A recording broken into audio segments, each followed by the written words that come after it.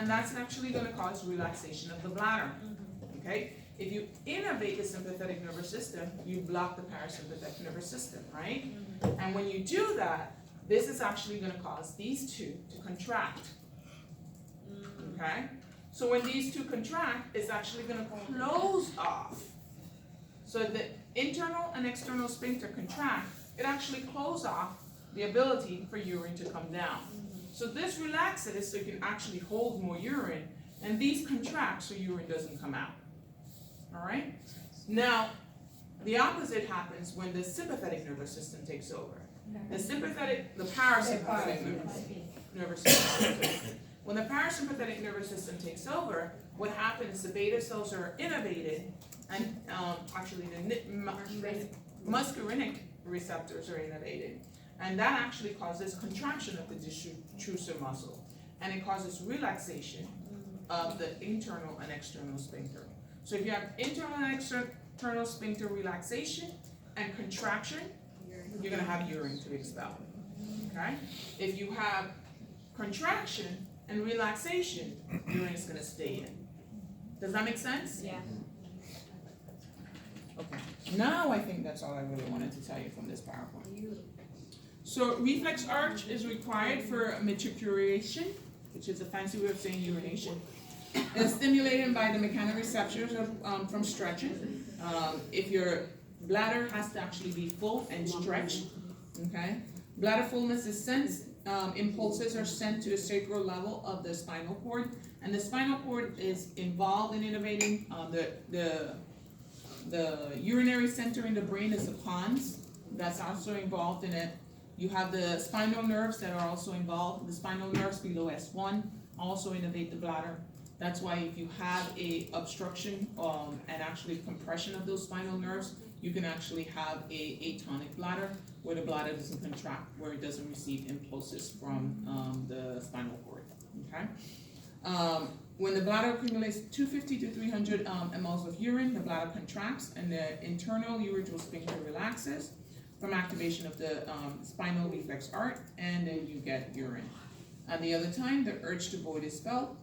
We can actually voluntarily control it by stimulating the pudendal nerve, which is actually come from the spinal cord.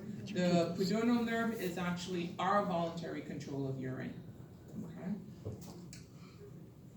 And I think that's it. It's parasympathetic, no urine. Sympathetic, parasympathetic urination. Sympathetic, no urine. Pudendal nerve is basically we controlling our urine. So the bladder and internal urethral sphincters are innervated by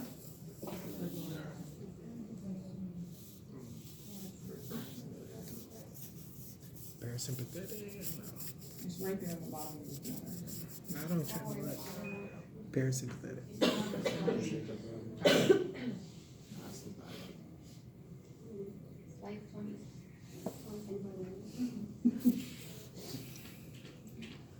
Alright, I think we're done. RAS we talked about, you guys know that. Renin-angiotensin aldosterone system, you guys know that. Oh, the atrial natriuretic and brain natriuretic peptides. We know that aldosterone causes us to hold on to salt and water. Brain natriuretic peptide, atrial natriuretic peptide says you're holding on to too much, let it go. Okay? Anything here that you guys think we haven't talked about? Urodilantin, secreted by the convoluted tubules, causes vasodilation and increased renal blood flow, really causes a diuretic effect. And I think that really is it. Let's move on.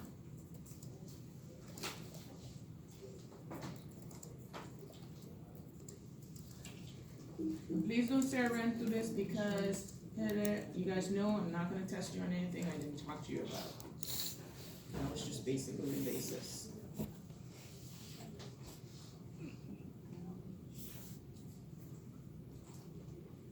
All right. Urinary tract obstruction.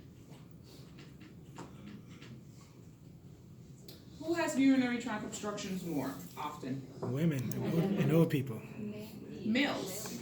Oh, They have a UTI, prostate obstruction. I'm thinking that UTI. grows. I was Not us. Not this You, time. not this time.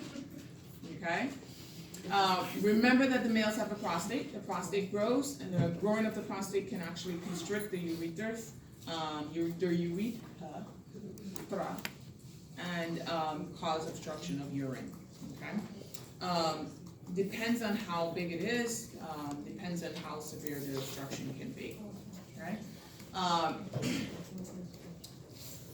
Hydroureter, dilation of the ureters. Hydronephrosis, ureteral pelvis can get dilated because of retention, constant retention, and that can actually cause the hydronephrosis. Water on the nephrons is what basically hydronephrosis means.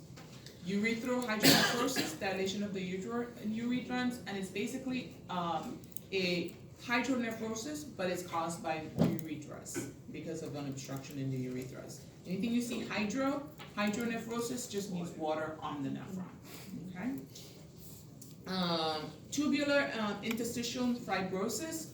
That usually means that the tubules are fibrotic and not operating like they should.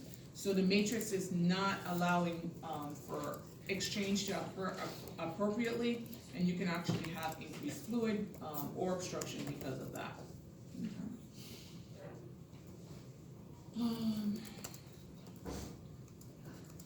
You can have post-obstructive diuresis, and that's usually because you have somebody who has a renal kidney stone, and the kidney stone is so big it actually obstructs the urethra, and then after you go in and you actually do the procedure where they go in and actually zap the kidney stone and break it, they can actually have a post-obstructive diuresis. After they let the urine, the obstruction go, they start diuresing and diuresing and diuresing. But usually it actually balances out itself. It can cause fluid and electrolyte imbalances, but it usually does not. Kidney stones, what's the most common cause of kidney stones? It's usually calcium, okay? You can also have uric acid kidney stones, but calcium is the most prominent cause. Protein mineral salts from urinary tract infections, frequent urinary tract infections can actually do it. Where you live can actually cause it. Dietary patterns, oxalic acid. People who eat a lot of things that are rich in oxalic acids can actually have kidney stones. And that's unfortunate because I love spinach, and spinach is one of the highest in oxalic acids. So yeah. It is. Can't eat a lot. Struvate stones are magnesium stones. Calcium oxalate is one of the most common, and then uric acid is usually the least common that you'll see. I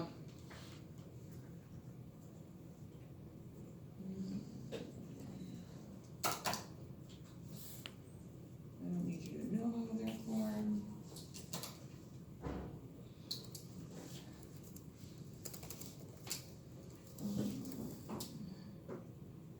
Our urine is very acidic. When we change the acidity of our urine, we put ourselves at higher risk for kidney stones. So alkalinizing the urine, when would you do something like that? If the person has something like a aspirin overdose. If someone comes in with an aspirin overdose, you'll alkalinize the urine. You alkalinize the urine to actually decrease the acidity caused by the aspirin. And that's one of the things that can actually give you. Usually they don't alkalinize the urine, but that's a situation where you can actually alkalinize the urine.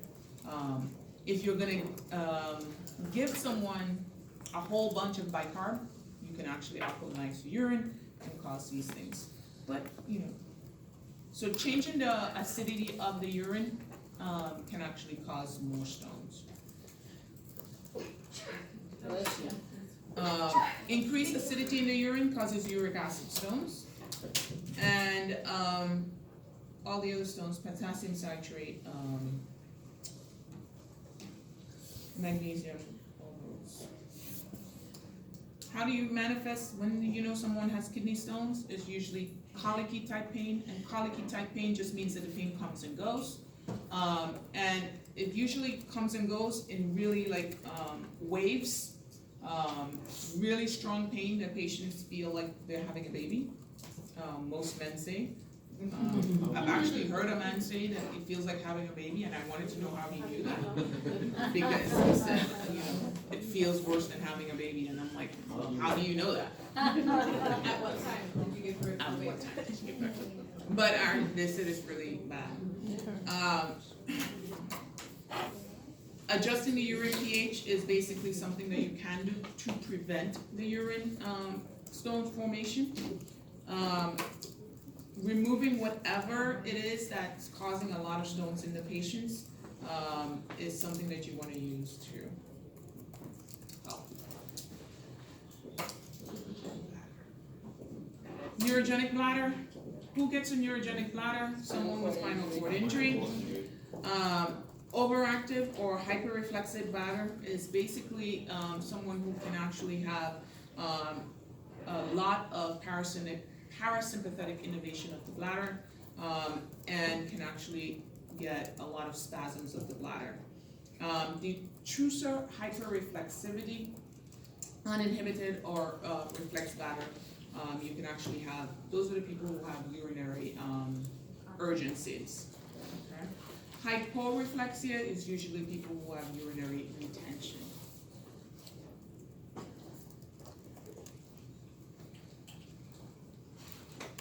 What it looks like. Again, the neurogenic bladder, the urinary center of the brain comes from the pontine area. Depending on where you get injured, depends on how much you're going to see of an injury. Brain injuries like strokes can cause high urinary incontinence. You can cause detrusor hyperreflexia when they really can't hold it and they just have to let it go no matter what. Lesions above T2 are going to be implicated by the pons, and that's the urinary center of the brain. Lesions below C2, usually spinal cord injuries, from CT2 to T12.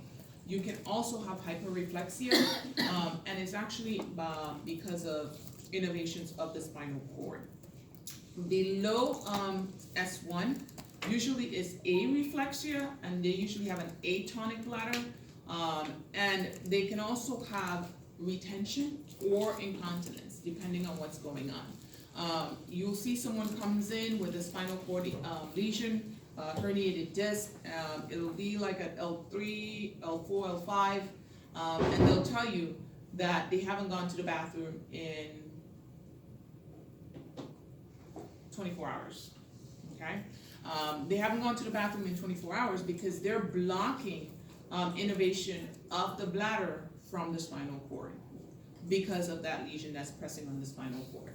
So blocking of the innervation from the spinal cord can actually cause an areflexic, atonic bladder. You actually have the bladder, which is very distended. You have the internal external sphincters that can actually contract, or you can actually have relaxation and they can actually have urinary incontinence. It's really hard to say what they're gonna have. They can have either or. So if they come in and they tell you they have urinary incontinence, don't say, well, you don't have a spinal cord injury, because it's supposed to be retention, because they can have either urinary incontinence because their detrusor muscle is completely relaxed, and then they have decreased innervation and they have the internal and external sphincters that are contracted, or the internal and external sphincters can be relaxed and they have urinary incontinence. They can have either or, okay? Urinary tract obstruction, frequent daytime voiding, nocturia, nighttime bedwetting, urgency, or hesitancy. They tell you they have to go really quick, or they go and they're not fully, they feel like they haven't completely emptied their bladder. You want to give alpha blocking agents. If you give alpha blocking agents, which are anti-muscarinic medications, if you give anti-muscarinic medications, what are you doing? blocking the parasympathetic. And what that usually does to the internal, external sphincters. Helps relax it so you can come out. Okay? Medications can actually cause obstruction too. Bladder neck incisions due to surgery can cause it. Low bladder wall compliance, depending on what's going on. If you can't get them to control their bladder walls with medications, you have to put urinary catheter or permanent urinary catheter. Professor, sorry, you're talking about medication acts on the internal sphincters or the muscle, like the detrusor muscle? No, The sphincter if you itself? have atonic bladder, you want them to work on, you can work on either or.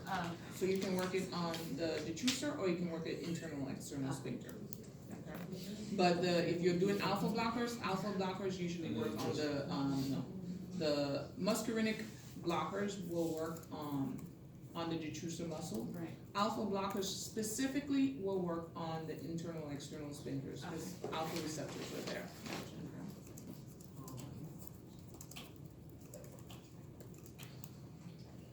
Overactive bladder.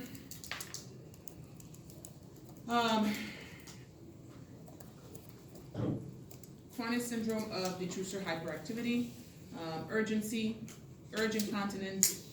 How to confirm the diagnosis, you really have to see what's going on with the person. Anti-muscarinic agents will actually stop you from causing the detrusor muscle to contract, which can actually cause relaxation, which can actually stop that. Underactive bladder, atonic bladder, depending on what's going on, if it's a spinal cord injury, they may actually have to have permanent catheter inserted. They may have to actually have their, what do you call it? Suprapubic catheter inserted. Most of the times with a spinal cord bladder, a lot of the meds do not work. You can give them a lot of meds, but a lot of the meds do not work. Usually they end up with some kind of modulation drugs, but they don't work. You have to give them out. Anatomic obstructions, urinary and urethral strictures, depending on what's going on. People who have a lot of urinary tract infections can have urethral strictures. Those are the people who usually are affected by this. Urethroplasty is what they usually do. Prostate enlargement, you have the prostate that actually goes around here. And growth can actually obstruct here and cause that. Resection of the prostate can actually help with that. Pelvic organ prolapse, this is usually more in women than you see in men. Vaginal wall prolapse. Now they have the surgery that you can actually have the Mona Lisa and have that taken care of. But if you can't afford the Mona Lisa, there are a lot of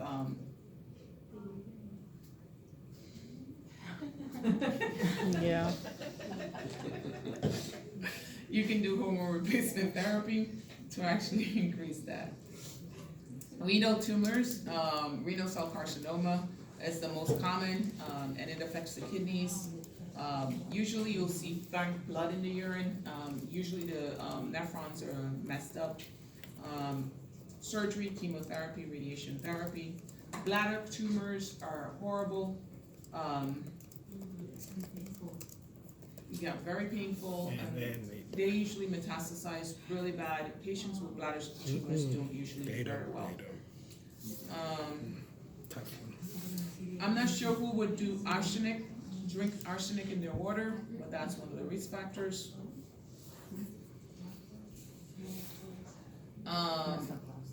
Family history is a big issue with it. Clinical manifestation, microscopic hematuria, transusual resection or laser ablation. Usually, most of the times you have to use all these treatments in order to get better. Urinary tract infections, something that I'm actually going to test you on. All right, so inflammation of the urinary epithelium, usually caused by bacteria. Most women is gut flora. because remember, we do have normal bacteria in our gut that actually helps to protect us. If we allow that bacteria to go into an area that's sterile, go into the urethra, we can actually have not protection, or it doesn't offer protection in that area. It can cause infection, okay? So retrograde movement of bacteria into the urethral bladder, urethra, or kidneys is usually the cause. Men usually don't have this. If a man comes in, usually they have, their bacteria is usually Proteus, okay? Most of the times, if you see a man with a urinary tract infection, if you have a question and it's a male, it's Proteus, okay? If it's a female, it's usually E. coli, okay? But if it's a male, it's usually Proteus. That's the answer to the question. Don't think about it, it's Proteus, okay? We have complicated versus uncomplicated UTI, recurrent UTI, cystitis, or pyelonephritis, okay? Remember, the higher you go, the worse it is, okay?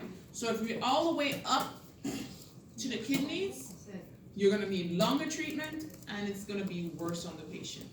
If it's uncomplicated, if it's a young woman, sexually active, give her nitrogen 3 days, and she should be totally fine. Drink some cranberry juice. Sorry, drink some cranberry pills. Usually, they're usually fine. There are women who have recurrent urinary tract infections. A lot of times, they have a very short urethra, and it's very easy for them to get it contaminated, and they get urinary tract infections. Those people, you put them on a regimen. They can actually have prophylactic therapy. A lot of times you put them on cranberry pills, things like that. Cranberry pills, the reason they use it is because it has bacteriostatic properties. Bacteriostatic meaning that it does not kill the bacteria, but it actually causes it to deactivate because it sticks to the wall of the bacteria. They are mild bacteriostatic properties. It's not significant. So someone who gets them a lot can actually use that. But it's not a treatment for urinary tract infections. A lot of people think that it's a treatment. It's a help, it's prevent, yes. Okay?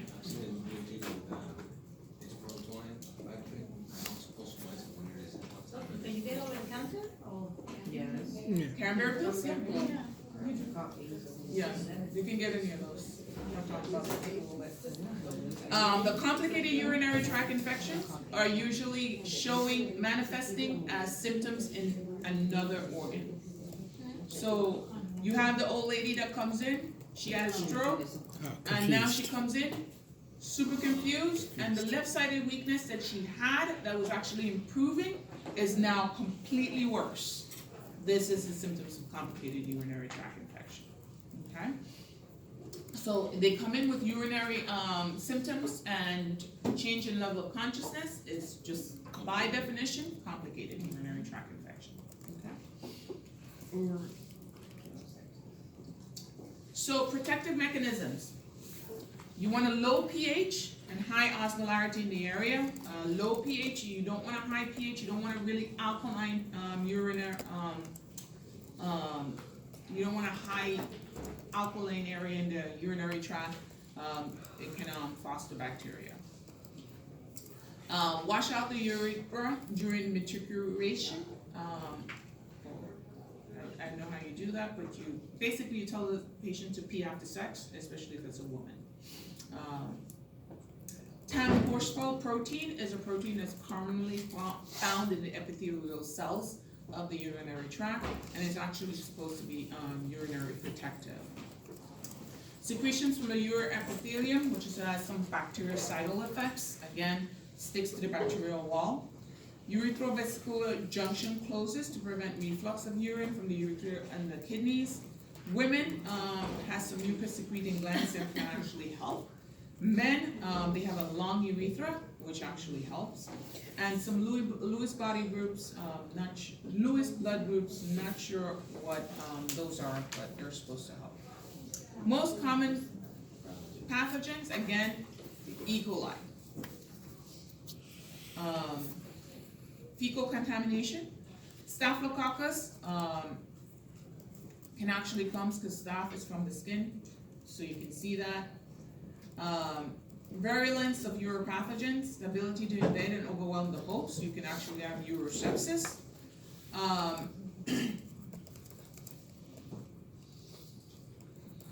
What do you want to make sure that the patient has intact ability to resist the host defense mechanisms of biofilm is basically the epithelial cells in the urinary tract lining. Cystitis, bladder infection, usually they can be very asymptomatic. They can have dysuria, pain. Culture is usually more than 10,000, but it's usually symptomatic. Okay? Remember, you can also have a bacteria in the urine that's actually, what do we call it again?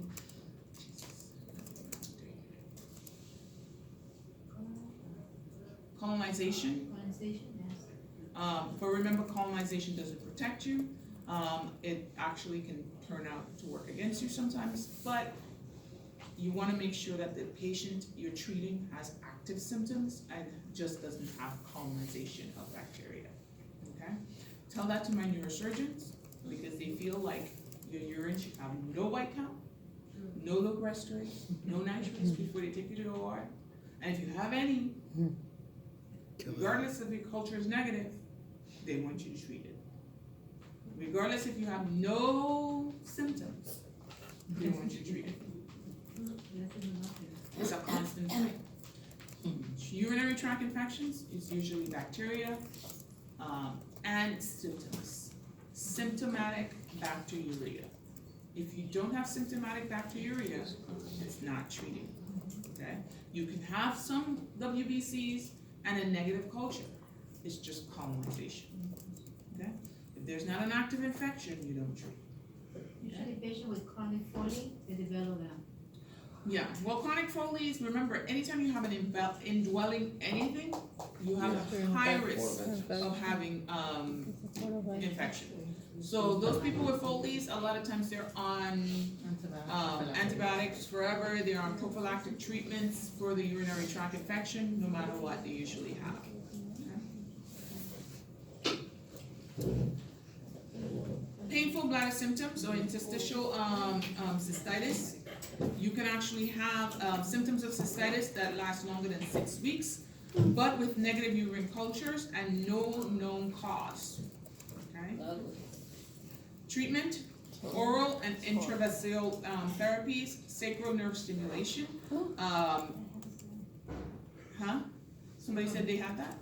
No, what is sacral nerve stimulation? They Stimulates some kind of the pyramidal nerve or one of those nerves. I've never seen it done. I don't know how it's done, but that's something that they said that is supposed to help with these painful cystitis symptoms. It's not cystitis because they usually don't have an infection and you've done everything. But usually these are followed by a urologist and these are done in the urology office. Okay. Pyelonephritis. Flank pain is the #1 symptoms. If they're having fever and chills, vertebral angle tenderness, and UTI symptoms. They usually have cast in the urine, so usually you're going to look for white cell cast in the urine or urinalysis. That usually is indicative of pyelonephritis. Okay. And you definitely want to treat a pyelo.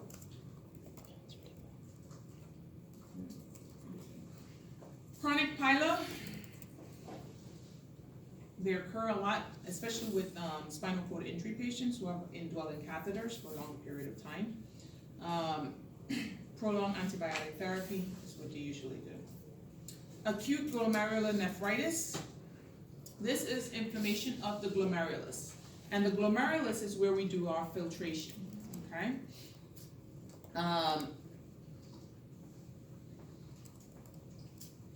Usually they have decreased glomerular filtration rate, glomerular sclerosis, so scarring, And usually these patients, end up having some type of, acute renal failure. They have IgA, nephropathy strep. that can be associated with it. Most common cause, complement-mediated glomerular injury caused by glomerular permeability and glomerular sclerosis. That can cause it. Mesangial proliferation glomerulonephritis is usually immune complex mediated. That can cause that. Clinical manifestation, usually they have a brown, smoky urine, proteinuria, and they also have oliguria because they're usually going into renal failure. Treatment, antibiotic, it's autoimmune, so you give them corticosteroids. They can also have cytotoxic agent, depending on how bad it is. Anticoagulants, if they're throwing clots, if it's associated with it. Chronic glomerulonephritis, it usually leads to chronic kidney failure, and it can be induced by lupus or diabetic nephropathy. Lupus is one of the most common causes, because it's an autoimmune issue that causes big breakdown of the basement membrane of the glomerulus. Clinical manifestation, proteinuria, hypercholesterolemia because of breakdown of fats, that can actually cause elevated lipids. Nephrotic syndrome, excretion of 3.5 or more grams of urine protein in your urine per day. These patients are usually losing albumin. They have peripheral edema because of the loss of albumin, their third spacing, and they have hyperlipidemia because of breakdown of lipids. Usually altered glomerular permeability, increased filtration of plasma membranes. You have proteinuria, which basically you have spilling all the urine into your protein, all the protein into your urine. Spilling protein into your urine, they become hypoalbuminemic. Hypoalbuminemia, remember, it causes a decreased oncotic pressure, which means that you're going to third space and pull fluid out. Decreased immunoglobulins can result from that. Hepatic synthesis of lipoproteins occur, which gives you the hyperlipidemia. It's breakdown of fats to the liver. Decreased plasma volume, increased aldosterone and increased ADH. Water and urine retention, and a lot of it causes the edema that you usually see.